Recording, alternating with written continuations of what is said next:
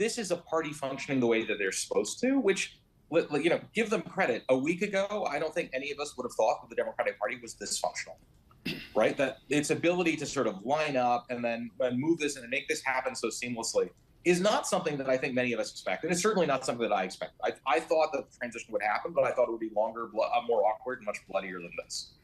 Second, when you're looking at Vice President Harris itself, I just want to think this through, right? She could not have found out that she was getting Joe Biden's endorsement, that he was stepping down. At the earliest she could have found out was noon on Sunday, right? Noon on Sunday, because the decision wasn't made finally until that morning. By noon on Monday, less than 24 hours later, she had secured the endorsement of every single plausible contender for the nomination. Whitmer and Pritzker were the last two to fall, and they both endorsed her Monday morning. To do that from a standing start is actually quite remarkable.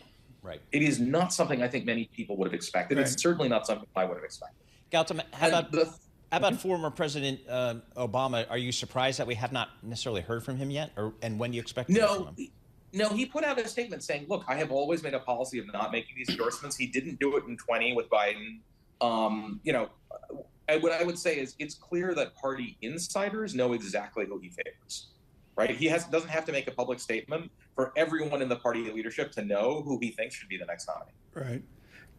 So the lack of a public statement is him being consistent. And I think to some extent him also kind of maybe it's a way of sort of showing respect to Joe Biden, right, whom he didn't endorse last time around. Okay, if he didn't endorse Biden, how could he do it this time? In the time we've got left, I got your next book for you. I know you're doing nothing this summer, but you can go up to Maine and write it off the shores looking out at the Atlantic Ocean.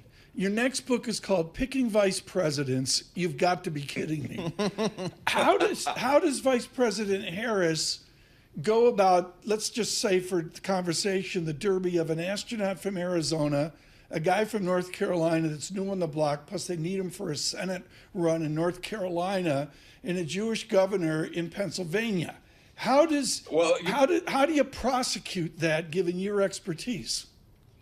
Well, you got to toss in maybe the leading candidate is Andy Beshear, the governor of Kentucky, right? So my personal bias is Mark Kelly, because then Katie Hobbs can appoint Scott Kelly, Mark's twin brother, to the Senate, and I think that would just be the funniest thing to happen in the history of American politics. And honestly, we could all use a good laugh.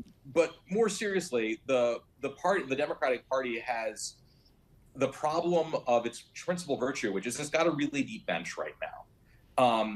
Beshear has strong appeal to sort of working class whites. Kelly brings Arizona back into play. Shapiro probably takes Pennsylvania out of play and just makes it a solid blue seat.